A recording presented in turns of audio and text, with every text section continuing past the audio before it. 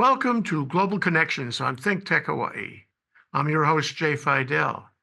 Today we'll talk about the fate of Middle Eastern antiquities. Are they being lost or can we preserve them?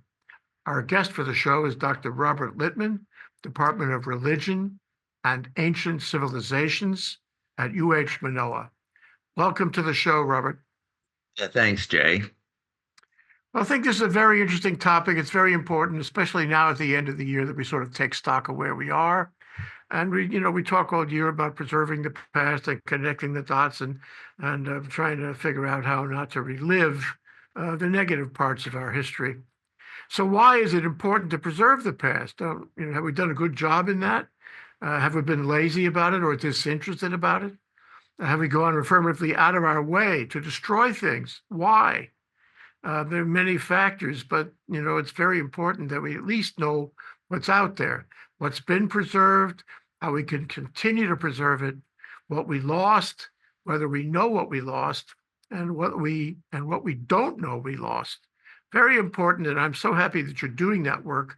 I'm so happy that you're doing it from UH Manoa. Can you talk about the value of antiquities in the study of history and in the academic engagement and the public engagement in our daily life? Can you talk about what's happened to these things and what we can do to preserve them? First of all, we as human beings have always wanted to know who we are, how we got here, and where we came from, what our origins are. Now, if we understand the past, how our civilization developed, how human behavior was formed over centuries, we can understand the currents in our society. For example, one of the things that helps us understand the force of religion in our society is to look at the history of religion in the history of mankind. The philosopher George Santayana said, "Those who fail to learn from the examples of history are doomed to repeat its mistakes." So if we look at antiquity, we look at all the things that they got right and all the things that they got wrong, it helps us understand what our world is.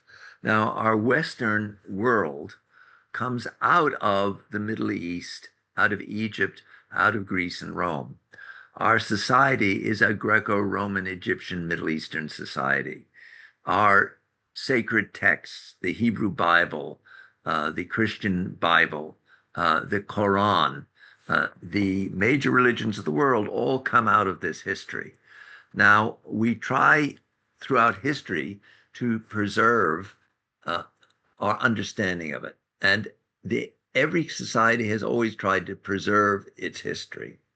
So the ancient Romans, for example, kept in their houses ancestor portraits so they would know who their ancestors were. In Greece, the body of Alexander the Great was preserved for hundreds of years in Alexandria in Egypt after he died in Babylon. Even the pharaoh, the pharaoh Ramses the Great from the 13th century BC, had one of his sons go around Egypt restoring all the monuments of Egypt so that they could have an understanding of their past. Now, one of the ways that we try to preserve today is through education and through cultural heritage. We have UNESCO, for example, the United Nations has formed a site, UNESCO preservation sites, historical sites, where they have gone around the world and designated the important historical sites of human history. And there is a big effort to pump money in to preserve all of this. Now, what happens to all of these sites? Well, several things. One of these were created by human beings and are destroyed by human beings. One of the major ways that that the past is destroyed is by simply the growth of human population. If you go to Rome today, for example, you can go to the Roman Forum. You can see a few temples, structures like the Pantheon that survived from 2,000 years ago. But if you recall, the city of Rome by the second century AD had 1 million inhabitants. It was a vast, big city. Where is it all? Well, most of it is gone. And why is it gone? Because each subsequent population group comes and rips down buildings and builds it again. If you, for example, want to see what Honolulu looked like, downtown Honolulu in 1900, just look at photographs from 1900 with all the wood shacks. I've lived in Honolulu for 53 years. And when I first arrived in Honolulu, there were a lot of buildings downtown that aren't there anymore. They've been ripped down, replaced by high rises. So the march of human civilization will destroy uh, monuments from the past. And now, particularly when we look at the expansion of population, and I'll talk a little about that later, about what's happened to monuments in Egypt through expansion of population. But the other thing that destroys the past is our warfare, human warfare. We as a species are a very belligerent uh, animal. And as a result, we fight each other. And when we fight each other, we destroy each other's cities. If we go back to the first, here is a picture of the Persepolis, city of Persepolis, from the 6th century BC. This was built by Darius I, this particular structure that you're seeing here. It's the forecourt of his palace. And in 332, 331 BC, Alexander the Great burned it to the ground, the whole city. And why did he do that? As an example, to terrify the Persians. We don't have his motivation completely, but we know when he came to cities, he sacked them, he burned them down, he killed the inhabitants, sold the women and children off into slavery.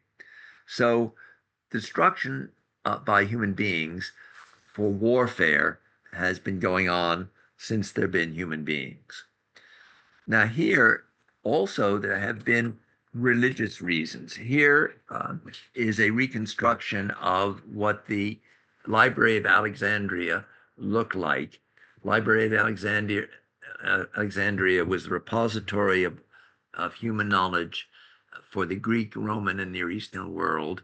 Started in the 3rd century BC, and it had its heyday for 700 years. And in the last 2 centuries, it still was damaged by the rise of Christianity, which burned parts of the library. And it was finally destroyed in 641 AD when the army of Abd ibn al-Ghas took the city. And Khalif Umar ordered the destruction of the library, saying, quote, "If these books are in agreement with the Quran, we have no need of them. And if these are opposed to the Quran, destroy them." So religious fervor has always been part of the destruction. You destroy the enemy's culture. You destroy them, you destroy the enemy. Interestingly enough, even the ancient Egyptians would draw pictures of their enemies on the soles of their feet. So every place they walked, they could trample their enemies. It strikes me, Robert, that there's another element that's related to religion in all of that, and it's power. If you destroy the other guy's antiquities, the other guy's icons, it makes you more powerful, because it generates fear, and as in the Woodward book, fear. And so Yes. fear equals power, whether it's tagged onto religion or not. And when they trample them, or whether they destroy, the buildings and the icons, what they're really saying is, we're in charge. Stand back. Yes, very definitely. You destroy them, you destroy their memory.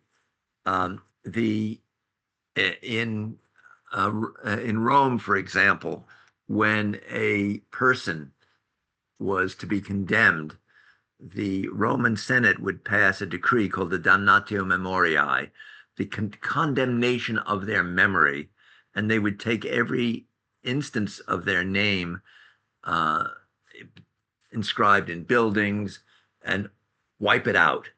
It's as if you had an enemy on the internet, an enemy, and his or her name was on the internet, and you'd go through the internet and destroy the name, so the name would never appear again. You destroy their name, you destroy their identity. Now, interestingly enough, in ancient Egypt, if you wanted to have a share of immortality, the way that you got immortality was the preservation of your image, your body, or your name. So if your name was preserved, then you were preserved. Okay, looking at some of these religious movements, in the 8th century, a movement arose, a Christian movement called iconoclasm. And the iconoclasts uh, didn't believe in images. So they went around destroying all the images of the saints and Jesus and Mary. And as a result, we have practically no icons that have survived before the 8th century AD. Now, one of the few places where the iconoclasts didn't get is this monastery. This is the monastery of St. Catherine's of the Sinai, in the Sinai Desert. It's a place where I have lived and worked in this monastery. These walls were built in the 6th century by the Emperor Justinian, and they kept out the iconoclasts. As a result, virtually the only of the few icons that have survived before the 8th century is this beautiful one from the monastery of Mary and Jesus. And this is the sort of heritage that the iconoclasts destroyed.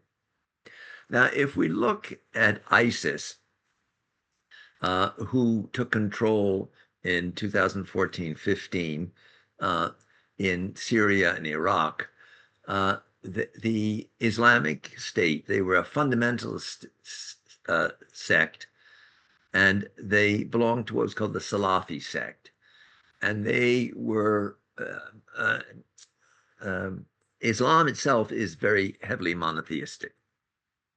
And the Salafis are militant monotheists. They wanted to establish monotheism, which they called Tawhid, and eliminate polytheism. So they wanted to wipe out Christian sites as well as other sects of Islam, the Sunni sites. The other thing that they managed to do with their destruction of antiquities is for profit. They took to selling antiquities on the black market to gain wealth and support their causes.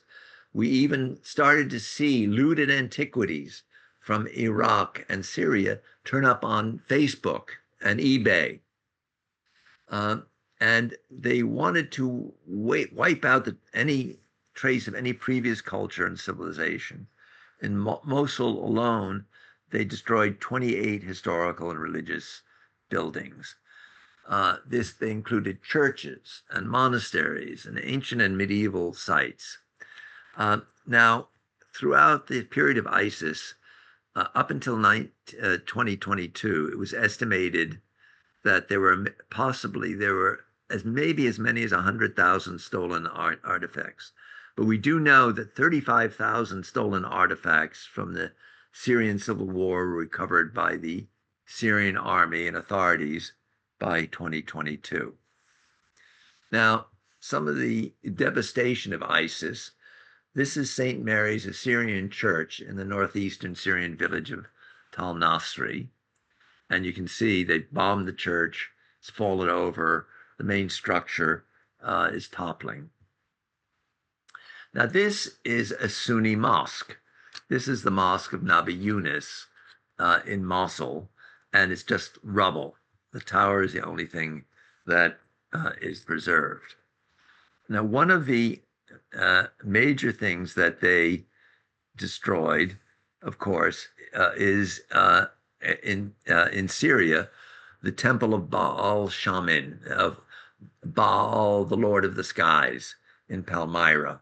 And you can see what it looked like here on the left. And on the right, they loaded the place with dynamite and just blew it up.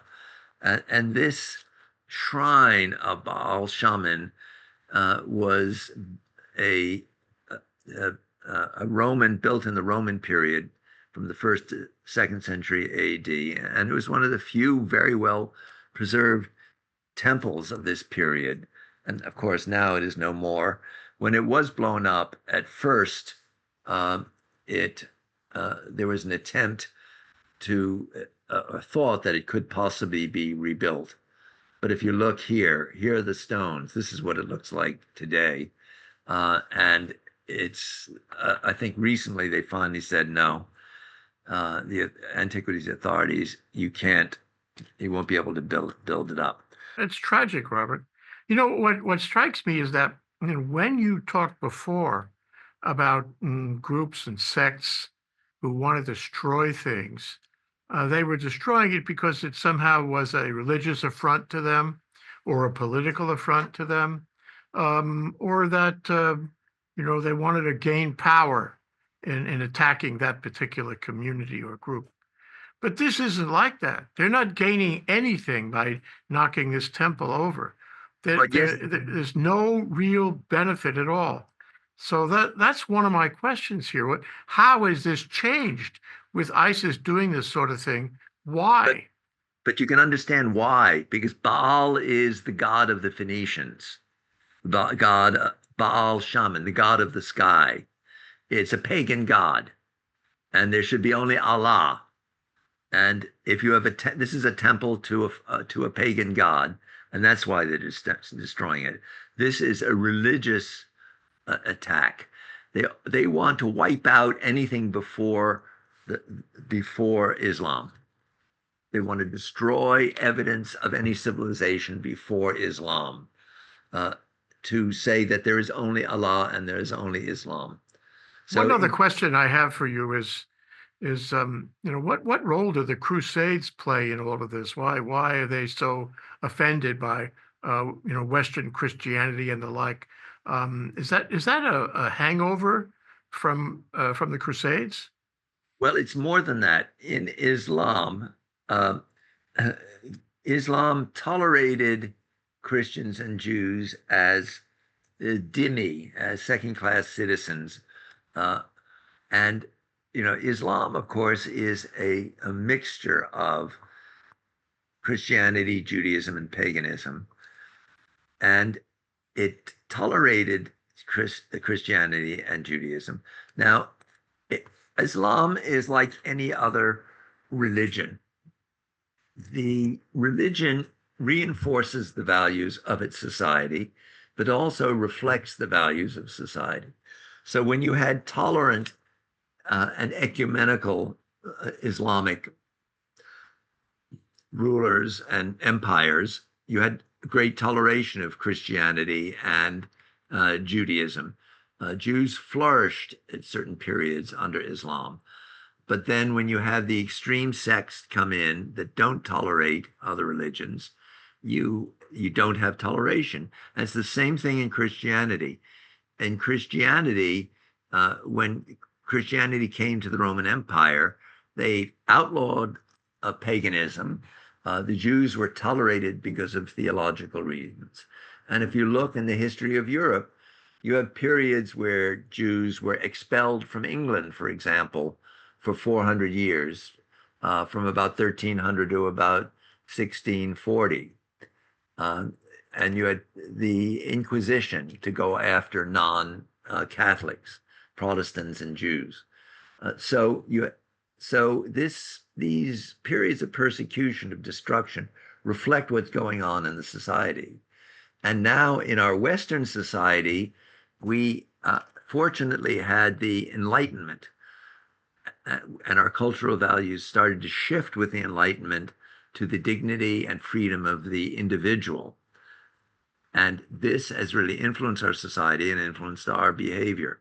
Islamic societies have not had the Enlightenment, and they are still, the religion then is reflecting the the notions of the society and the culture of society. So ISIS is acting very consistently for a sect that is militantly monotheistic, that wants to destroy evidence of any other culture, so only Islam will survive. And of course, there are very ecumenical movements in Islam. You have, Sufism and many other movements that are ecumenical and tolerant. But ISIS is just a brand of very militant and very fundamentalist religion. I have a few short videos. So just tell us what's in them, okay? In as Yeah, much detail as you care. yeah. Well, what has happened is that in the uh, when ISIS took control in Iraq and Mosul, they went into the museums and they took all the heritage of Iraq, which is the cradle of Western civilizations, where um, civilization began with Sumer and Babylon at 3000 BC, and they systematically destroyed the statues. They took sledgehammers to the statues. Uh, they took power tools, and they just overturned them, destroyed them with hammers, broke them into pieces, irreparable. They're all the way through Iraq. You have these very large statues called lamasu. They're winged bulls, and they're often 10, 12, 14 feet high, and they sit at many of the archaeological sites. And they also went and destroyed many of these lamasu at the sites.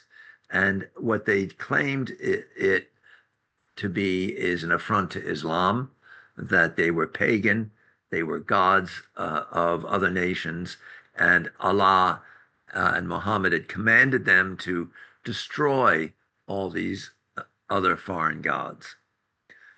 This was systematic. With as soon as they took control of an area, they went after the museums, the destruction of culture.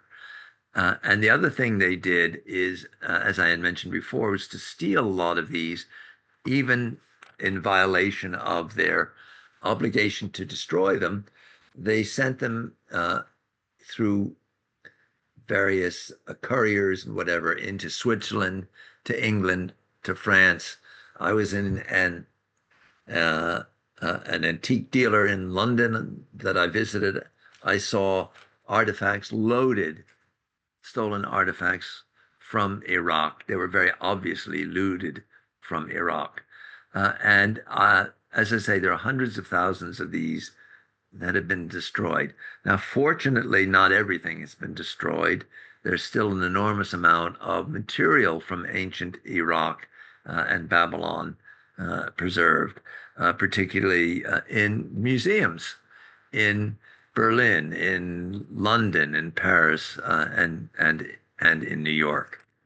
You know what Uh, strikes me, Robert, while watching those videos, which are powerful in the sense that they show people, determined to destroy everything in sight. I get two reactions. One is, that these are the descendants of the very people who put that together. If they have lived their lives in that area, then their ancestors are the ones who put it together, whatever their religion was. That's the first thing. The second thing, and I really wonder your thoughts about this. I look at those videos that you showed, and I have a visceral reaction. I really can't stand watching it. How do you feel about that? well, I've spent my life studying this material. I formerly was a trustee of the Archaeological Institute of America, and I sat on a committee called the Cultural Preservation Committee, where we worked with government authorities to create support for the preservation of antiquities. And these are some of the most major and important things that have survived. And, if you look, So little of antiquity has survived. So little from the past has survived. If you walk into any major city, London, Paris, Rome, you see a modern city. These covered what used to be ancient cities that go back thousands of years. And if you destroy, and so little has survived, and it breaks my heart to see this stuff. Uh, Things that we meticulously try to preserve. Uh, Now, certain things are going to be lost to flood, to fire, to bombings, to warfare. But what makes this so particularly disturbing is it is willful. It is the attempt to destroy cultural heritage and to destroy history. Don't they have any regard for the past?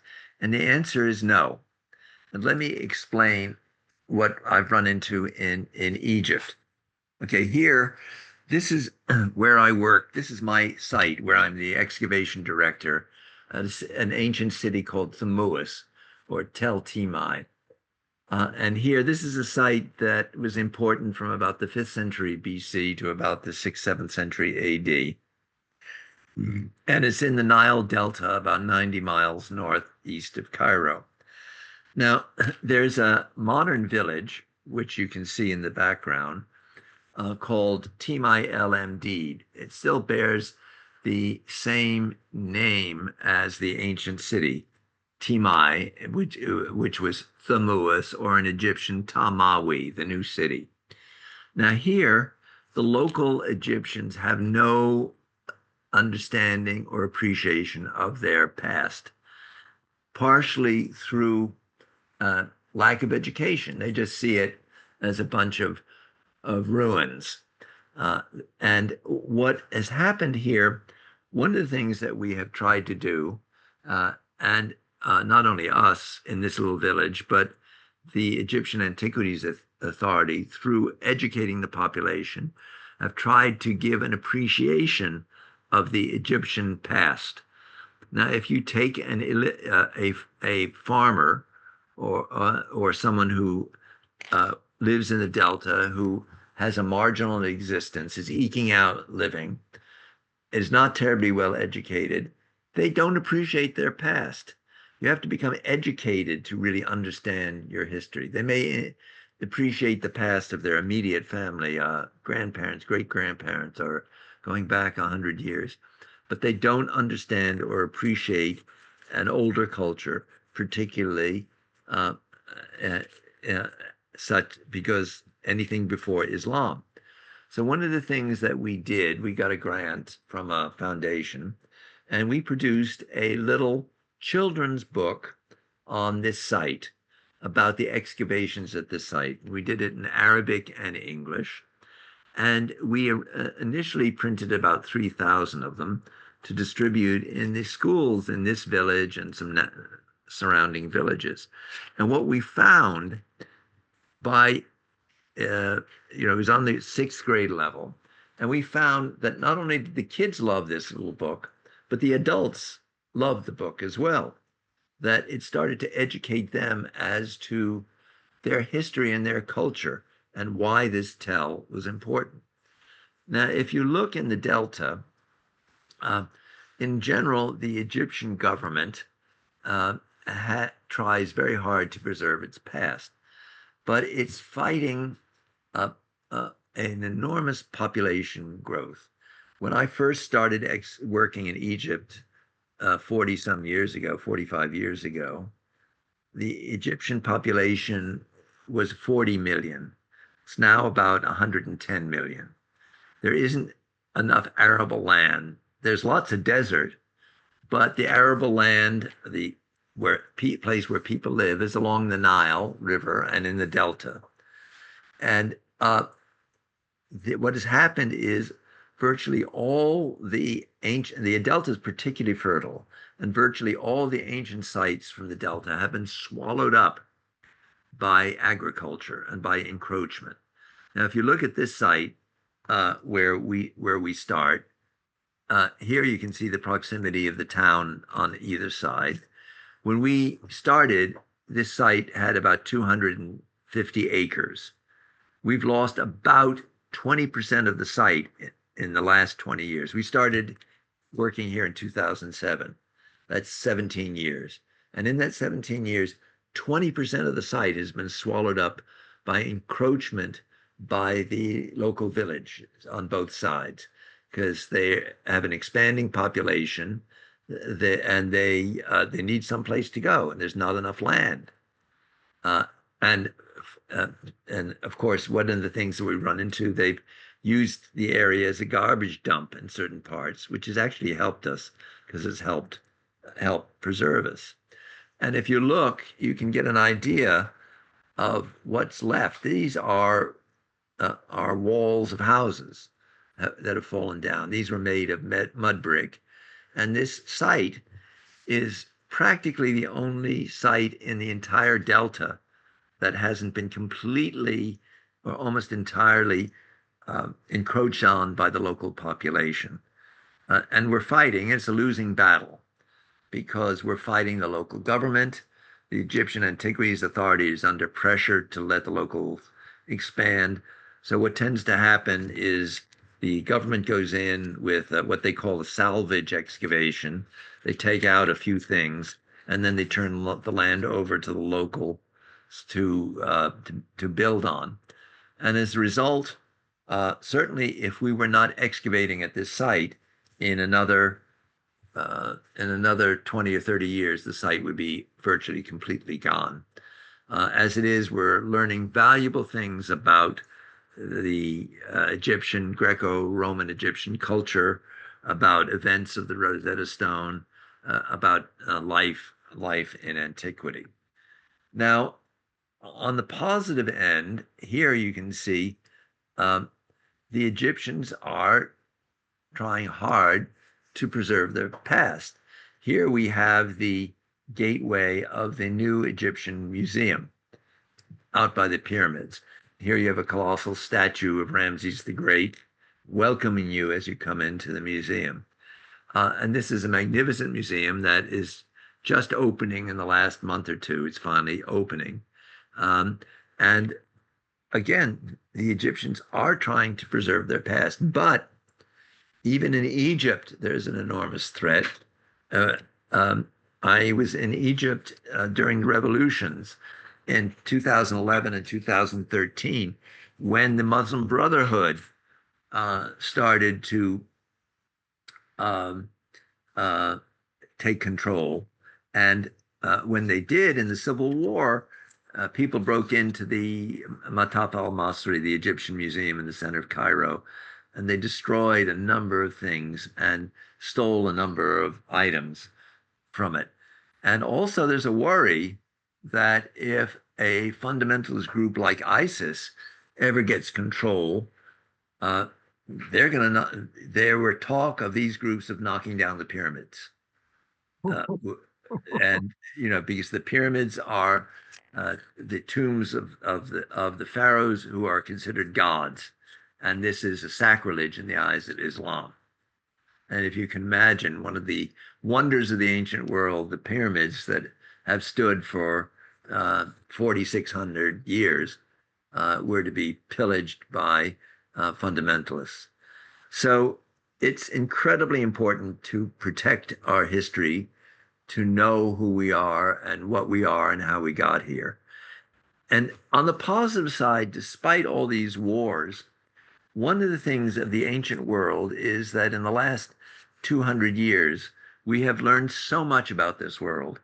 And part of the reason that we have is in 1800, no one could read Egyptian, no one could read Babylonian. Hittite had not been discovered. Ancient Persian could not be read. And in the 19th century, all these languages were deciphered. And we began with the science of archaeology in the 19th century. And that has led to the preservation and understanding of these cultures in a way that people before us never did. I know more, as do any person today, about the ancient world than someone did in 1800, where they'd know practically nothing. They'd see the pyramids, they'd see the Pantheon in Rome and the Colosseum, and they would understand very little about the ancient world. But now we know so much about the ancient Egypt, so much about the ancient Near East, and our knowledge continues to grow both through archaeology and our digging up of the past, but also through new scientific methods like the study of ancient DNA, where we're starting to unlock so many secrets of the ancient world. I have some questions for you, Robert, Yes. if you'll permit me. So you've been talking about the classical world, the ancient world, and it's the Middle East and North Africa, which we focus on, which archaeologists mainly do focus on. But I'm wondering about the rest of the world. Are there archaeologists who go into the bowels of China and Asia? They go into the bowels of other countries and regions far away from the Middle East to do the same kinds of things, or is that less interesting?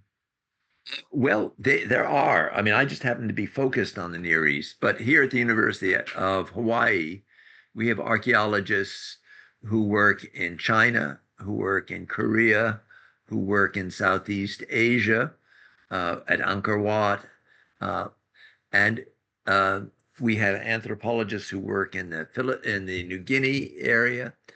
So and the archaeology is developing rapidly in China as well.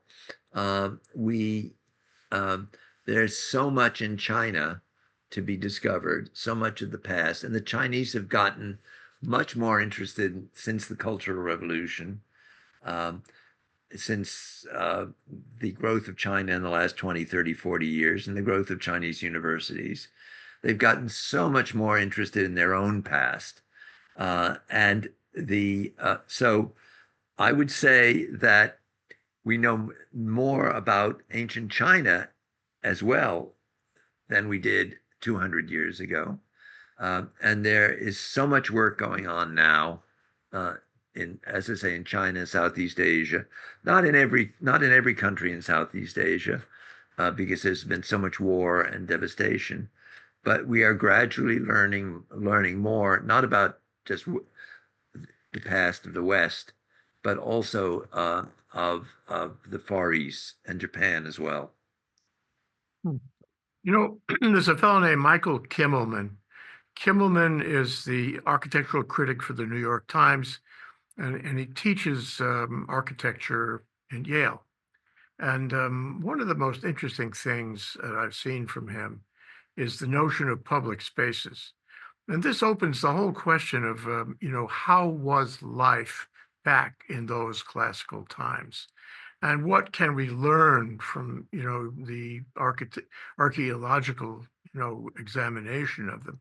But for example, it's clear from his talks that public spaces allowed for the development of public discussion and democracy, early democracy. And I just wonder if that's part of archaeology because it's very provocative to hear from Kimmelman about how these guys lived together, worked together, collaborated, ruled themselves, developed governments and so forth. Is that part of archaeology also? Oh, absolutely. I mean, one of the things that we look at is the architecture. We look about settlement patterns. So, for example, one of the things that we have come to learn certainly in the Greco-Roman world throughout the Mediterranean uh, is that every city had a public space in the center. Romans called it the Forum, where you had the temples and you had a marketplace. The Greeks called it the Agora, with the same thing. And that would be where you might have a theater or stadium and a place in the center where people would come together. And the markets, interestingly enough, were located where um, the Senate houses were, where the legislature met in these cities. And if you look, and of course, in the center would be a temple, the temple to the patron god of the city.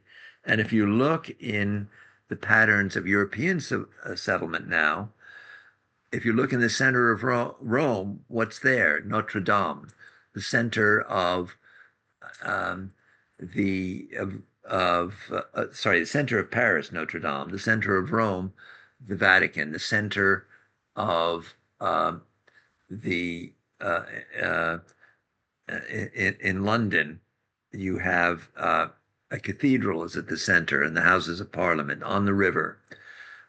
So the and in every little village in Europe, the center of the village is a church.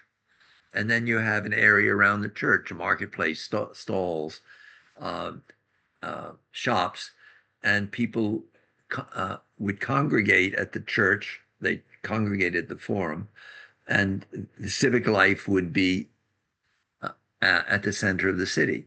Now, of course, what's happened in America today is that we've got the urban sprawl, suburbia. And so we have no urban centers. I guess the closest to the urban center that we have in Honolulu is Ala Moana Shopping Center, where people come together to shop and have food. But we have no sort of place that people congregate and get together. Uh, but in some cases you have what's called the downtown of cities, where you might have government buildings and offices. But because of the sprawl of suburbia, people have moved out of the center. And cities that are trying to revitalize, one of the things they're trying to do is in urban planning, to get people back into the centers of the city. So they live in the center, they work in the center. They're not part of the suburban sprawl. So, and of course, we should not too much idolize pre-modern life. There may have been social interaction, but life was dark, short, and brutish. The average person died, life expectancy was 25 in ancient Egypt, maybe 30 in the 31 or 32 in the Roman Empire, less in Europe, and life was pretty grim.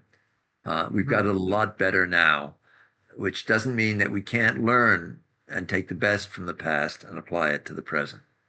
Oh, sure. When I think of all the things the Romans left behind, aqueducts just to begin with, all their technology, it Yes. cast a technological shadow on Europe from then till now.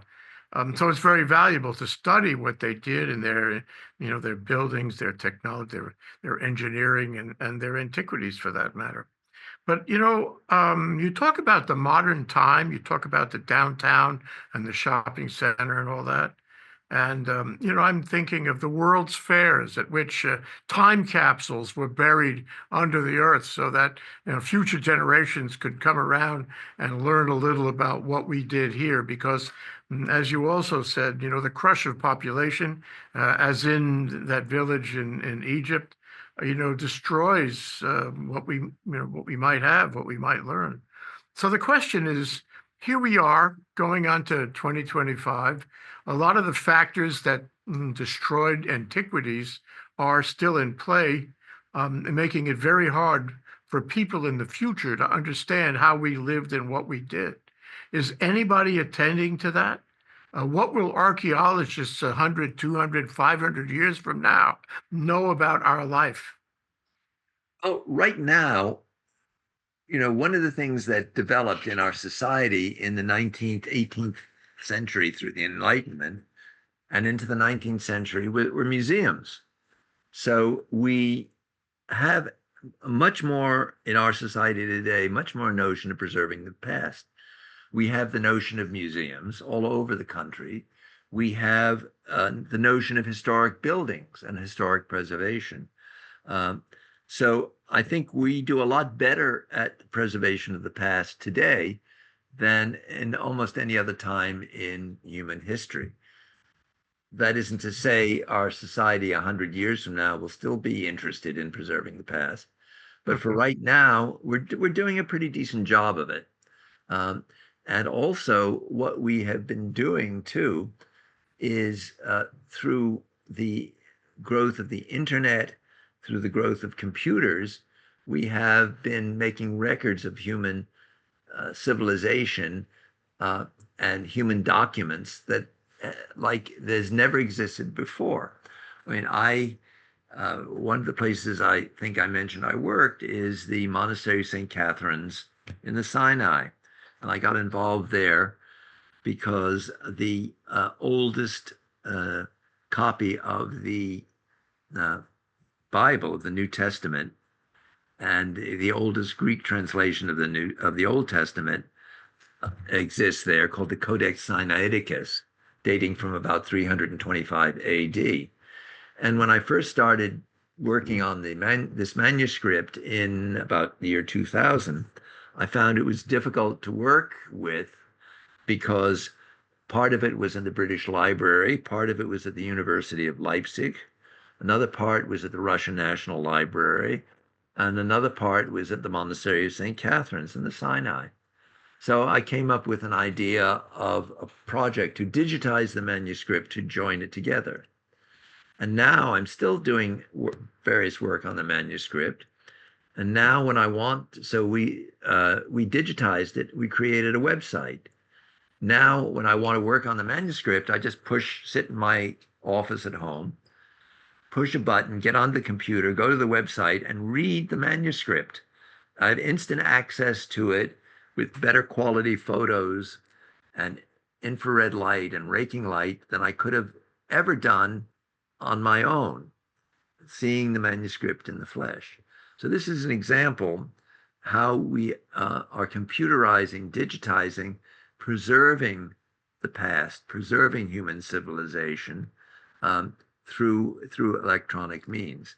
The person today, living today, has more access to information, data, pictures of the world, and an understanding of the world than anybody in human history.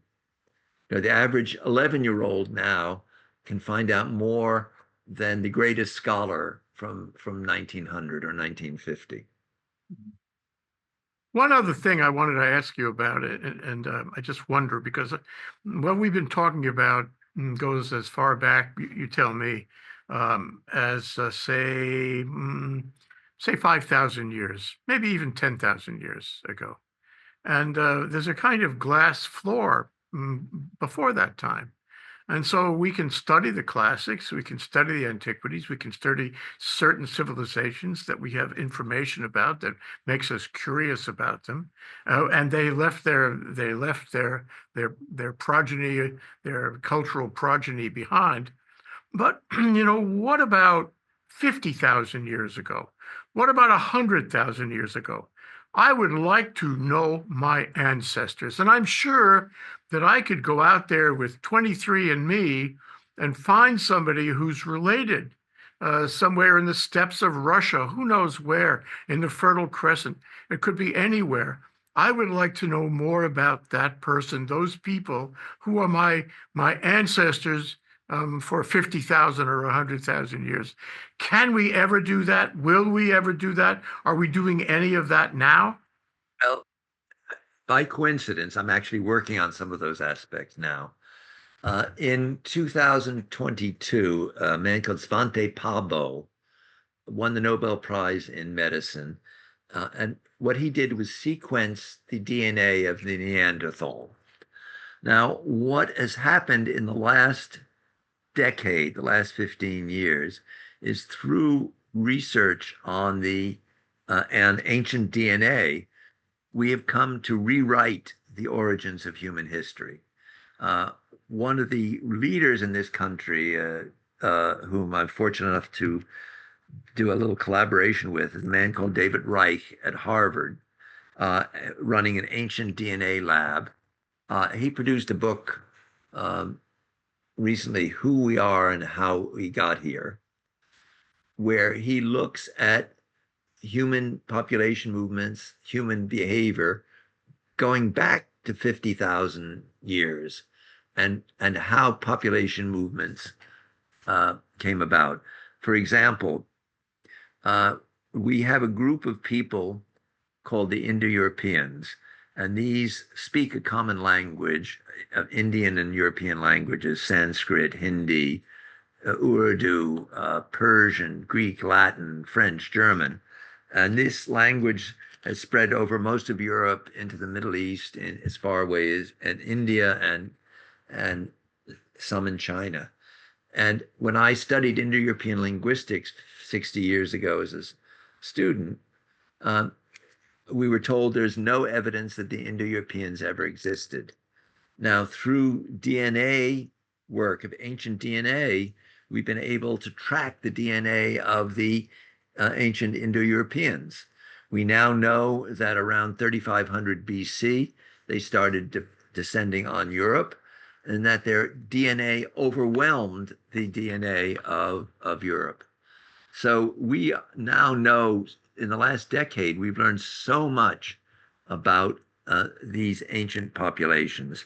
We've learned that not only are to sequence the DNA of Neanderthals, but we've learned that you, Jay, and I, and everyone outside of Africa has DNA, either Neanderthal DNA or another early humanoid group called Denisovan in the Far East. We carry their DNA. So Jay, you're anywhere from 1 to 4% Neanderthal along with me. And we know that there was interaction and interbreeding between Neanderthals and human beings. So we are learning the window is opening up on the origins of human civilization through this ancient DNA in a way that 30 or 40 years ago would have been impossible. Yeah, my wife would probably say that I had more than 4% Neanderthal, but that's just her. Robert, this is really a wonderful discussion, and you did mention that archaeology as a science is active and vital and happening. But I wonder if you could close our discussion by pitching it to young students who might be interested in all the things we've been talking about. Well, all I can say is that we recruit students to come on our excavations who are studying archaeology. And once you dig up an ancient pot or an ancient coin from 2,000 or 3,000 years ago, you get out into the field and you start to find the past. It is thrilling and exciting. And to hold an object that's 2 or 3,000 years old, to know that people uh, so many years ago held that object and made that object and it survives, give you a sense both of the greatness of our race as humans and the smallness of each of us as individuals. Yes, thank you for that. Robert Littman, archaeologist, the chair of classics at UH Manoa. Thank you so much for joining us today. You're very welcome. Aloha. Aloha.